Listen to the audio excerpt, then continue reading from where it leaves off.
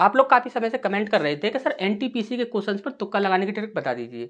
तो आज की क्लास में जितने भी आपके क्वेश्चंस होंगे वो सारे ही आपके एनटीपीसी के क्वेश्चंस होंगे और एनटीपीसी के क्वेश्चंस पर ही सीधा ही हम यहाँ पर मारेंगे तुक्का और किसी भी प्रश्न को यहाँ पर सॉल्व नहीं करना, सीधा ही हमें यहाँ पर क्या करना है, तुक्का मारना है। लेकिन एक चीज़ आपको याद रखनी है कि जो भी बातें हम आपको बताएंगे वो बातें आपको ध्यान से समझ लेनी होंगी और उन्हें याद रखना होगा, क्योंकि यहाँ पर जो भी क्वेश्चंस होंगे वो किसी एक टाइप से नहीं होंगे, वह अलग अलग टाइप के क्वेश्चंस होंगे। तो सारे ही टाइप के क्वेश्चंस को आपको ध्यान रखना है, जो भी बातें हम आपको वहाँ पर बताएंगे, ठीक। यदि इस चीज़ में यदि आप गड़बड़ करते हो तो इसके जिम्मेदार सिर्फ आप होंगे, हम नहीं होंगे। इसके बाद दूसरी बात आप ध्यान से समझ लीजिए कि जो भी यानी कि क्वेश्चंस को पढ़ने से लेकर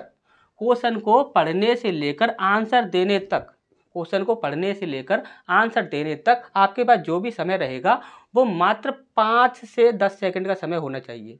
आपको मात्र 5 सेकंड या 10 सेकंड के अंदर क्वेश्चन को पढ़ना भी है और साथ में आंसर भी देना है, इतना आपको करना है। यदि आप इतना नहीं कर पा रहे हो तो आपको जो भी आपकी कैलकुलेशन है वो आपकी कमज़ोर है, आपको कैलकुलेशन पर ध्यान देना होगा। यदि आप 5 से 10 सेकंड के अंदर क्वेश्चन को पढ़ने के बाद आंसर दे रहे हो तो आपकी कैलकुलेशन अच्छी है, ठीक। ज़्यादा से ज़्यादा वैसे तो देखा जाए तो ज़्यादा से ज़्यादा 2 से 3 सेकंड ही लगते हैं क्वेश्चन को सॉल्व करने के लिए, ठीक। अब यहाँ पर देखिए, यहाँ पर ये हमारा पहला टाइप का क्वेश्चन है। यहाँ पर देखिए, यहाँ पर क्या बोला गया है कि दो संख्याओं का योग 72 है, उनके महत्तम समापवर्त और लघुत्तम समापवर्त क्रमशः 2 और 102 है। उन दो संख्याओं के व्युत्क्रमों का योग क्या होगा, ये हमसे यहाँ पर पूछा गया है।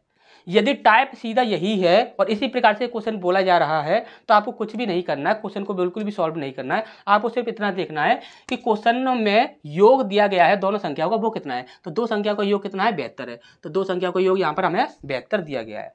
अब आपको सिर्फ इतना करना है कि जो भी आपके ऑप्शंस होंगे उन ऑप्शंस में से ऊपर वाली जो भी संख्या होगी, अंश वाली जो भी संख्या होगी, उससे आपको 72 को डिवाइड करके देखना है। जो अंश वाली संख्या 72 को डिवाइड कर देगी वही आपका आंसर होगा। जो 72 को डिवाइड नहीं कर पाएगी वह कभी भी आंसर नहीं होगा। हमने बोला कि 5 से 72 डिवाइड होगा, नहीं होगा, तो ये हमारा आंसर नहीं होगा। हमने बोला क्या 11 से 72 डिवाइड होगा, नहीं होगा, तो ये भी हमारा आंसर नहीं होगा। हमने बोला क्या 6 से 72 डिवाइड हो जाएगा, तो इससे हो जाएगा, तो यही हमारा आंसर हो जाएगा। हमने बोला क्या 7 से 72 डिवाइड होगा, नहीं होगा, तो ये भी हमारा कभी भी आंसर नहीं होगा, ठीक। अच्छे से समझ आया।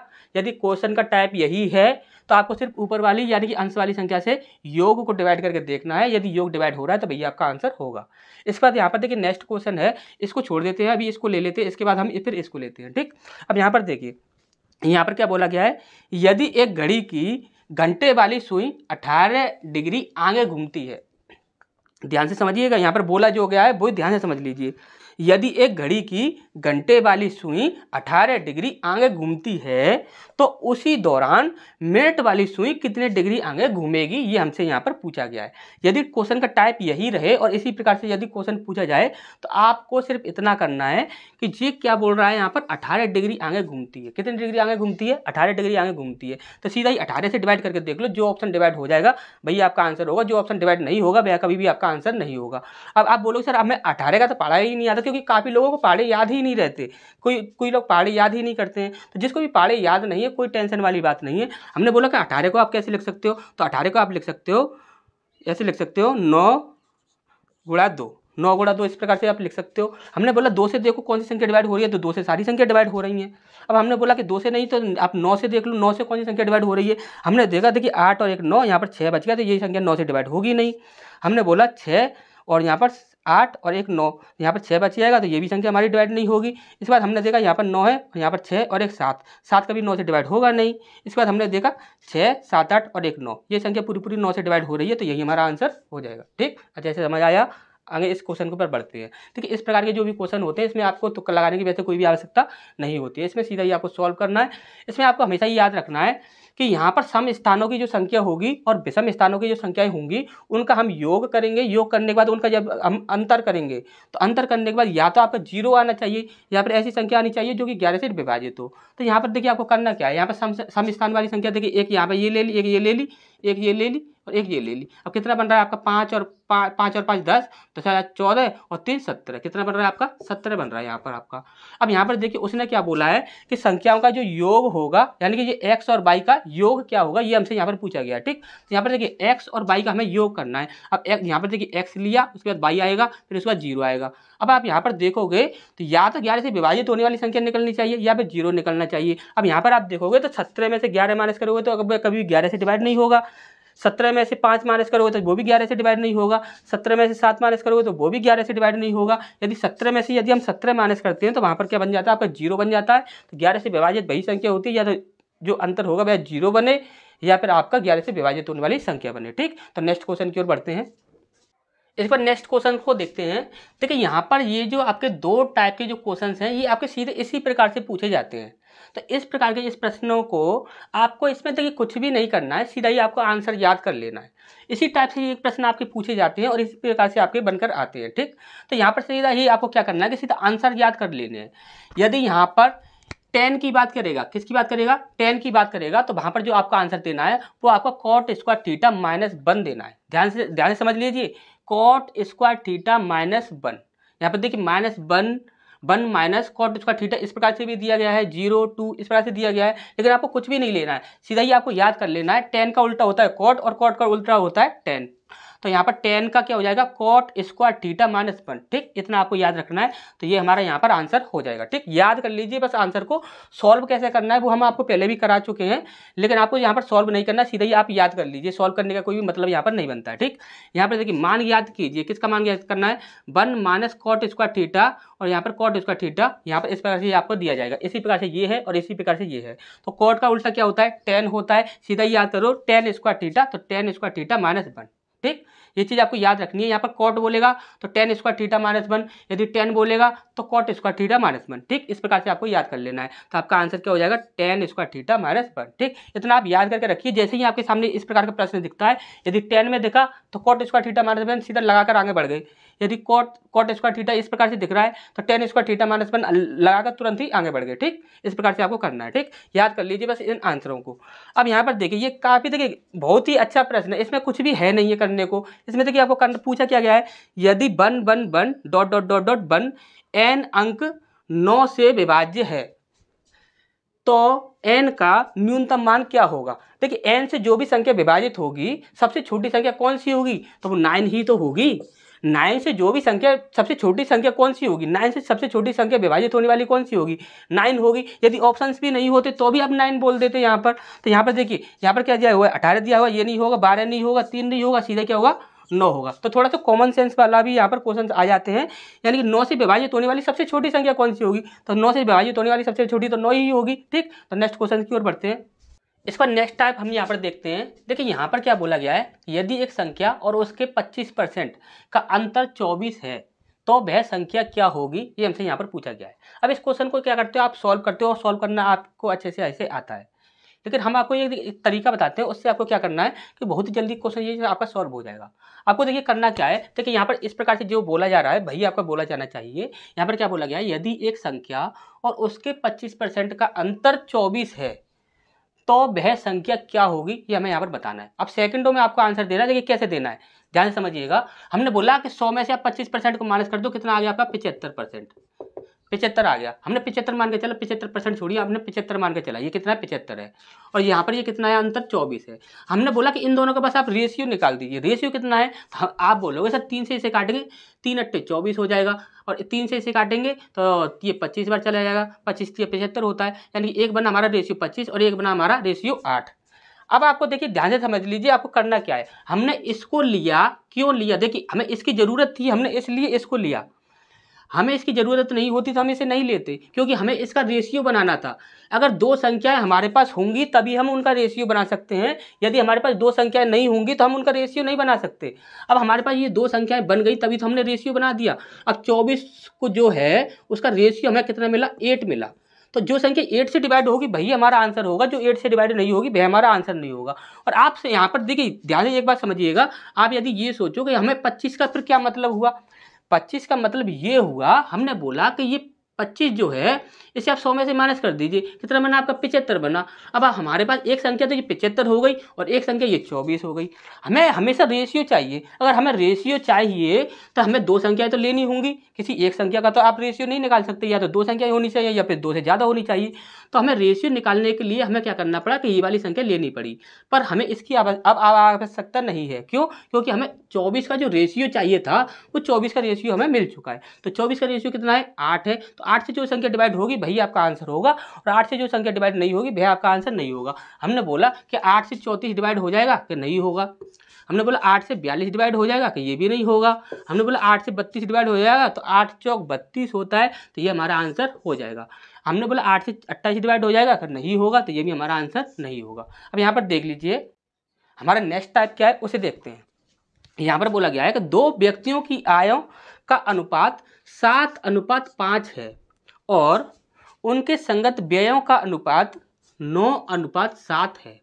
यदि वे क्रमशः 1700 रुपये और 1100 रुपये की बचत करते हैं तो प्रत्येक व्यक्ति की संगत आय क्या होगी, ये हमसे यहाँ पर पूछा गया है।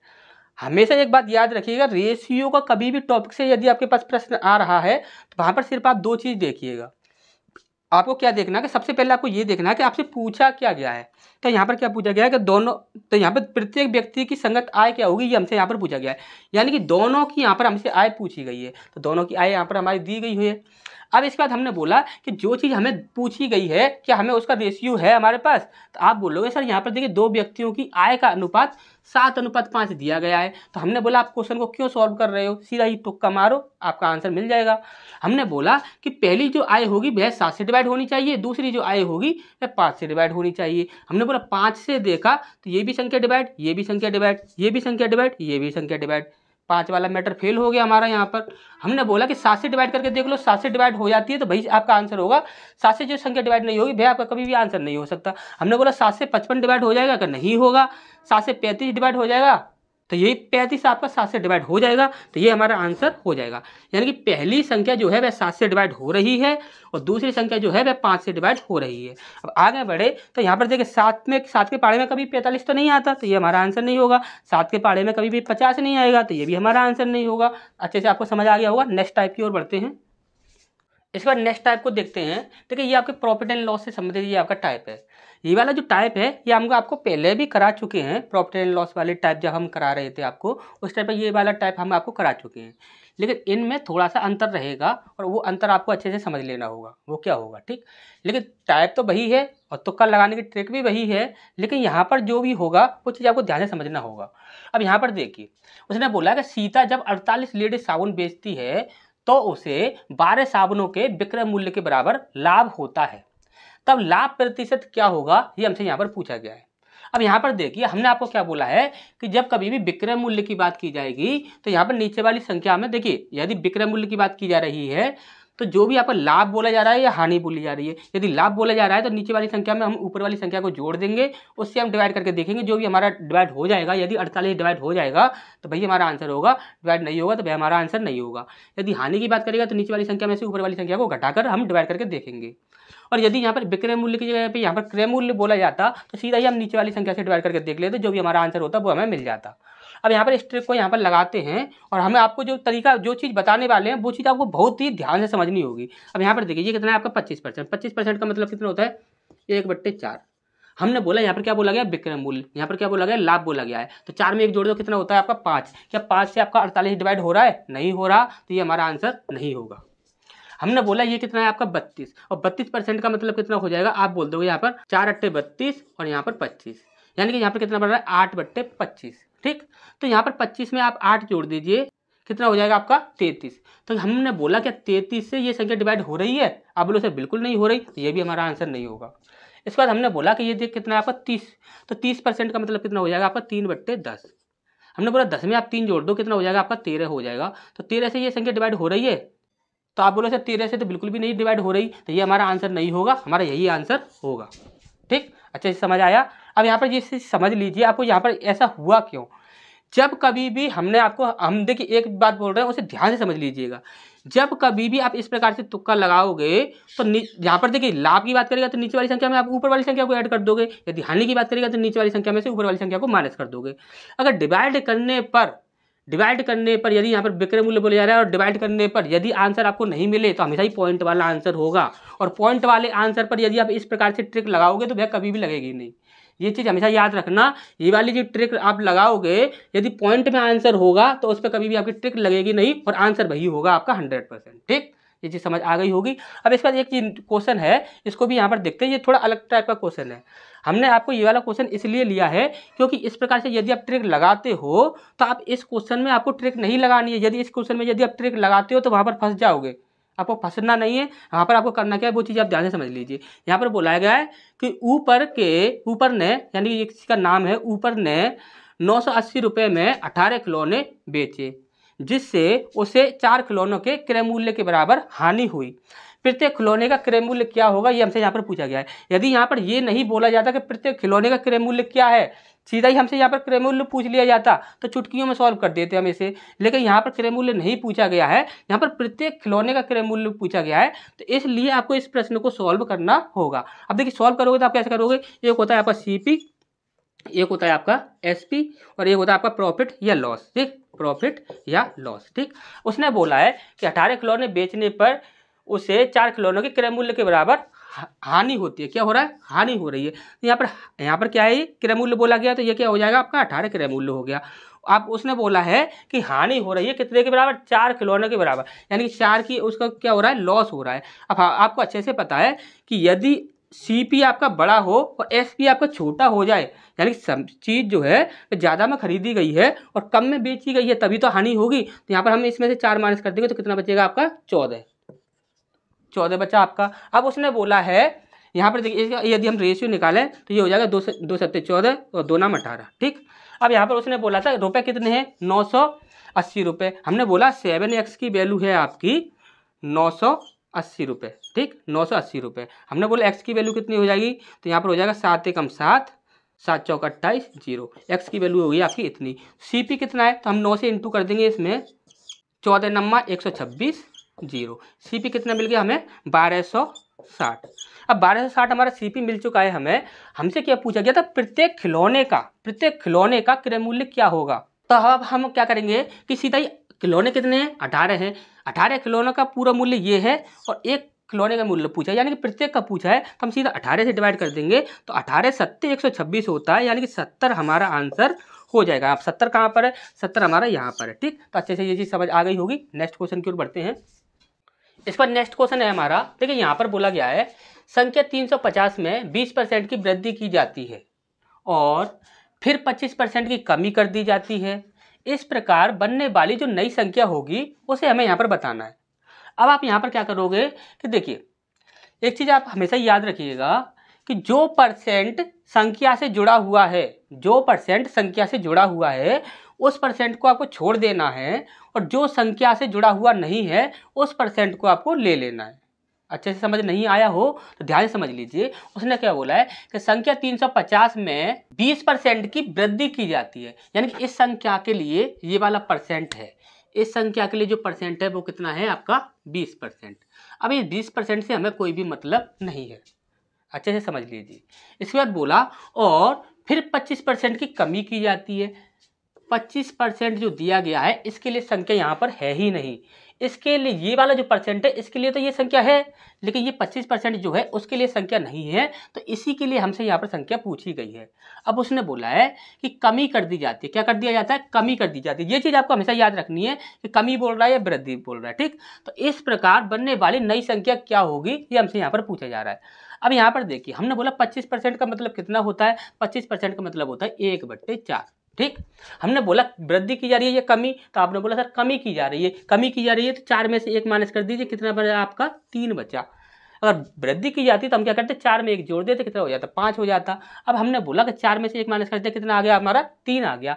अब 3 से जो संख्या डिवाइड हो जाएगी वही हमारा आंसर होगा, 3 से जो संख्या डिवाइड नहीं होगी वह कभी भी हमारा आंसर नहीं होगा। अब हमने बोला कि 3 से ये संख्या डिवाइड हो जाएगी, क्योंकि 3 और 2 5 होता है, 5 कभी 3 के पाड़े में आता नहीं है, तो ये संख्या हमारी डिवाइड होगी नहीं। 4 और 3 7, 7 कभी 3 के पाड़े में आता नहीं है, तो ये हमारा संख्या डिवाइड होगी नहीं। इसके बाद 5 और 1 6 और 3 9, 9 जो होता है वह 3 से डिवाइड हो जाता है, तो यही हमारा आंसर हो जाएगा। इसके बाद देखा 4 5 7 और 1 8, 8 कभी भी 3 से डिवाइड होगा नहीं, तो ये हमारा आंसर होगा नहीं। समझ आया अच्छे से। जो परसेंट जिस संख्या से जुड़ा हुआ है उसको कभी भी आपको लेना नहीं है। जो परसेंट बचा हुआ है उस परसेंट को आप ले लीजिए, या फिर बहुत सारे परसेंट यदि दिए गए हों, अभी यहाँ पर देखिए एक संख्या में 20% की वृद्धि कर दी, फिर 25% की कमी कर दी, फिर 18% की वृद्धि कर दी, फिर 17% की कमी कर दी, फिर इसके बाद उसने बोल दिया कि 50% की, फिर उसके बाद वृद्धि कर दी, तो नई संख्या कौन सी बनेगी? तो हमने क्या बोला लास्ट में कि 50% की वृद्धि कर दी, तो 50% को हम ले लेंगे और जो भी संख्या होगी उसे हम देख लेंगे। यदि वृद्धि बोली गई है 50% का मतलब कितना होता है? 50% का मतलब होता है 1/2, यानी कि 2 में हम 1 जोड़ देंगे, ये 3 हो जाएगा। 3 से जो संख्या डिवाइड होगी वही हमारा आंसर होगा। अच्छा, ये समझ आया हो तो अच्छी बात है, आगे वाले क्वेश्चन पे आ जाइए आप। यहाँ पर देखिए, एक समकोण त्रिभुज में सबसे लंबी भुजा मध्य भुजा से 2 सेंटीमीटर अधिक है और मध्य भुजा सबसे छोटी भुजा से 2 सेंटीमीटर अधिक है। सबसे बड़ी भुजा की लंबाई क्या होगी, ये हमसे यहाँ पर पूछा गया है। अब यहाँ पर आप देखिए, हमने आपको हमेशा ये एक बात बोली है कि जब कभी भी रेशियो टॉपिक से कोई भी प्रश्न आ जाए तो आपको वहाँ पर हमेशा ही क्या करना है कि जो चीज़ आपसे पूछी जा रही है सबसे पहले आपको वो देखना है, और उसके बाद आपको देखना है कि जो चीज़ आपसे पूछी जा रही है उसका आपके पास रेशियो है या नहीं। अब हमने बोला कि यहाँ पर पूछा क्या जा रहा है कि सबसे बड़ी जो भुजा है उसकी लंबाई क्या होगी, ये हमसे यहाँ पर पूछा जा रहा है। हमने बोला कि सबसे बड़ी भुजा की आपके पास रेशियो है, आप बोलो सर बिल्कुल नहीं है। हमने बोला कि तुम्हारे पास है रेशियो, थोड़ी सी तो कैलकुलेशन करनी ही चाहिए। अभी देखिए यहाँ पर, देखिए यहाँ पर क्या बोला गया, इस प्रकार के प्रश्नों को सबसे ही लास्ट से स्टार्ट करना है हमेशा ही। तो यहाँ पर देखिए, यहाँ पर क्या बोला गया है कि एक समकोण त्रिभुज है जिसकी मध्य भुजा जो है वह सबसे छोटी भुजा से 2 सेंटीमीटर अधिक है। हमने बोला कि ये आपका एक समकोण त्रिभुज हो गया, ये आपका एक समकोण त्रिभुज हो गया। तो मध्य भुजा हमने मान लिया कि मध्य भुजा आपकी, मान के चलिए ये वाली मध्य भुजा है, ठीक। तो वह सबसे छोटी भुजा से, मान के चलिए ये वाली सबसे छोटी हमने मान ली, तो सबसे छोटी भुजा से 2 सेंटीमीटर अधिक है। हमने बोला कि ये सबसे छोटी भुजा जो है वह 1 है, तो मध्य भुजा कितनी हो जाएगी? 2 सेंटीमीटर अधिक होगी, तो 2 और 1 कितना हो गया? 3, यानी कि ये हो जाएगी 3।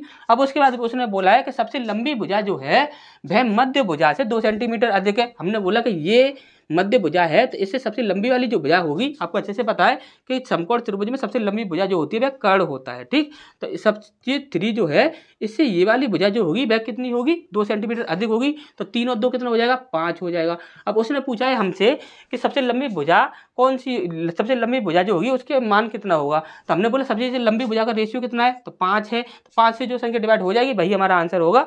5 से जो संख्या डिवाइड नहीं होगी वह हमारा आंसर नहीं होगा। हमने बोला 6 यहाँ पर 5 से डिवाइड होगा नहीं, 9 5 से डिवाइड होगा नहीं, 8 5 से डिवाइड होगा नहीं, तो 10 सेंटीमीटर ही हमारा आंसर हो जाएगा, ठीक। तो नेक्स्ट क्वेश्चन की ओर बढ़ते हैं।